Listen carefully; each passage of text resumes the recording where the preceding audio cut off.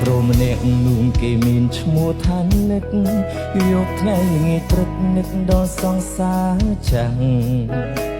គេធ្វើរឿងដើម្បីនាងច្រើនណាស់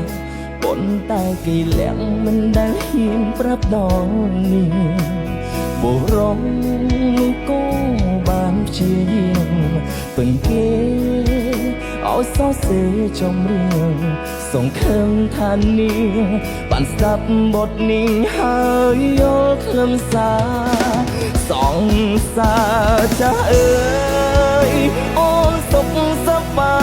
យដែរទេពេលវេលាកន្លងមកនេះបែងដងបងគ្មានអ្នកណាចំណាយរូបបងពេលនេះ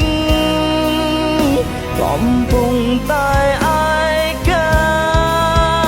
វេលាប្រាប់បងថាស្នេហាផ្សេងក្រៅ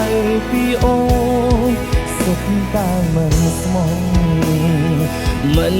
ហ៊ានសុំទោតែសង្ឃឹមបាំងពេភ្លេចបងឬនៅព្រមម្នាក់ធ្លាប់ធ្វើឲ្យអូនញោ